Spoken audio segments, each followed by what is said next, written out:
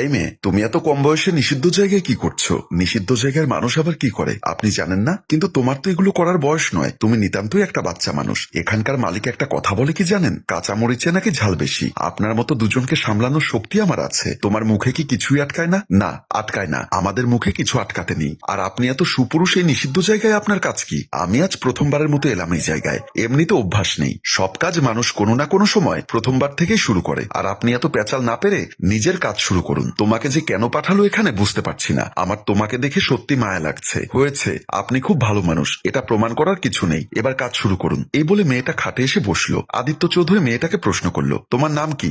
জান্নাত। আমার নামটা জান্নাত ঠিকই, কিন্তু দেখুন ছোটবেলা থেকেই আমার এই জাহান্নামের ভেতর বসবাস। হ্যাঁ, এটা অবশ্য ঠিক বলেছ।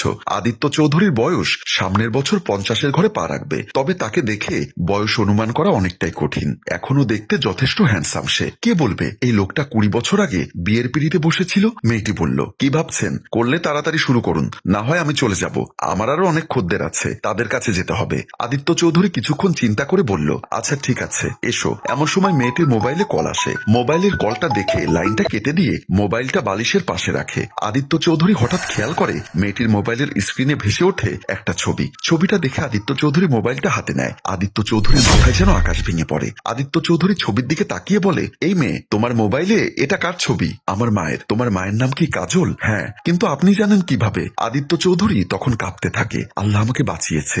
আজ যদি এই ছবি আমি না দেখতাম, তাহলে পৃথিবীর ইতিহাসে সব বাবারাই কলঙ্কিত হয়ে থাকতো। মেয়েটি বলল, আপনি এসব কি বলছেন? তুই তো আমার মেয়ে। কি বলছেন বাজে কথা? বাজে কথা নয় রে বা। তাহলে শোন সেদিনের ঘটনা। সেদিন আমি অফিস থেকে ফিরছিলাম। বাসায় সিঁড়ি বেয়ে উঠতে দেখি সিঁড়িতে বসে আমার ছোট বোন মণি এবং তার স্বামী বিজয় কান্না করছে। আমি ওদের কাছে আসার সাথে সাথে আমার বোন মণি আমাকে জড়িয়ে ধরে কান্না করে বলতে লাগলো, ভাইয়া, আমি আর আমার স্বামী নাকি তোমার সংসার ধ্বংস করছি। আমরা নাকি তোমার সংসারে সব খেয়ে ফেলছি। এই বলে ভাবি আমাকে আর বিজয়কে ঘর থেকে বের করে দিয়েছে। কি বলছি সেসব? হ্যাঁ ভাইয়া, আমাদের কারণে নাকি টাকা পয়সা ব্যাংকে রাখতে পারছেন না। আমরা নাকি আপনার ভবিষ্যৎ অন্ধকার করে দিচ্ছি। শুধু কি এই কথা ভাইয়া? তুমি যখন অফিসে চলে যাও তখন ভাবি আমাকে দিয়ে সব কাজ করায়, এমনকি ওনার পা টিপে দিতে বলে। উনি যেহেতু গর্ভবতী, আমি যতটুকু পারি ওনার সেবা করার চেষ্টা করি। এত পরিশ্রম করার পরেও ভাবির কাছে একটু ভালো ব্যবহার পাই না। আজ আমাকে আর আমার স্বামীকে দূর দূর করে তাড়িয়ে দিয়েছে। এটা ওর ঘর নাকি আমার ঘর? আমার ঘরে আমার বোন আর জামাই থাকবে নাকি ও থাকবে? চল, এক্ষুনি আমি ওকে ঘর থেকে বের করে দিচ্ছি।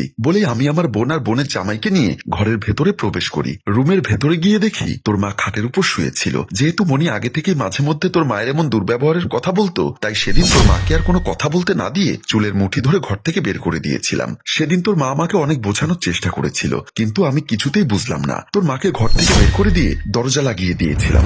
আদিত্য চৌধুরীর মুখে এসব কথা শোনার পর জান্নাত বলল, তাহলে আপনি আপনার ভুল বুঝতে পেরেছেন? বোনকে অন্ধের মতো বিশ্বাস করে সেদিন আমি যে ভুল করেছি, সে ভুলের মাসুল এখনো দিচ্ছি।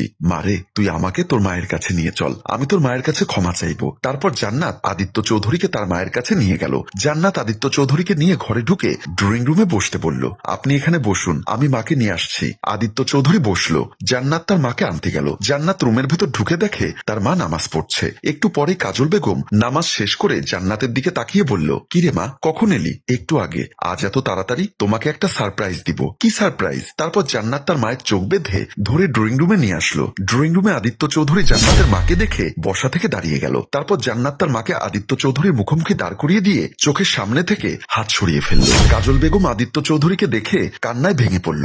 আদিত্য চৌধুরী ও কাজল বেগমকে দেখে কান্নায় ভেঙে পড়ল। একজন আরেকজনকে জড়িয়ে ধরল। আমাকে তুমি ক্ষমা করে দিও কাজল। সেদিন আমি আমার বোনকে অন্ধের মতো বিশ্বাস করে তোমার উপর যে অন্যায় করেছি, পারলে তুমি আমায় ক্ষমা করে দিও। আমি জানতাম আমি নির্দোষ ছিলাম। আমার আল্লাহ একদিন না একদিন তোমাকে আমার কাছে ফিরিয়ে দিবে। এবং আমি 5 ওয়াক্ত নামাজে আল্লাহর কাছে শুধু বলতাম, আল্লাহ তুমি আমার স্বামীকে সঠিক বোঝার তৌফিক দান করো। আর কোনো কথা নয়। তুমি আর আমার মেয়ে এখন আমার বাসায় চলো। মনি কোথায়? সে অনেক কথা। একদিন আমি অফিস থেকে বাসায় ফিরে দেখি মনি আর তার স্বামী বিজয় ড্রয়িং রুমে বসে কথা বলছে। ওরা আমাকে খেয়াল করেনি। মনি, তোমার মাথায় যে এত বুদ্ধি সেটা আমি জানতাম না। কি রকম? তুমি যে এত সুন্দর নাটক সাজিয়ে ভাবিকে ভাইয়ার থেকে আলাদা করে দিলে, ভাইয়া বিন্দুমাত্র বুঝতে পারলো না। আর আমি যদি ভাবিকে এই সংসার থেকে বের না করি, তাহলে যে কোনো দিন তোমাকে আর আমাকে এই সংসার থেকে বের হয়ে যেতে হবে। তাই আমি সিস্টেম করে ভাবির সাথে ঝগড়া বাঁধিয়ে ঘরের বাহিরে গিয়ে বসেছিলাম। আর ভাইয়া আমাদের সমস্ত কথা বিশ্বাস করে ভাবিকে ঘর থেকে বের করে দিল। ভাবির কোনো কথা শুনতেই চাইল না। কথাটা শোনার সাথে সাথে আড়াল থেকে আমি ওদের সামনে এসে বললাম,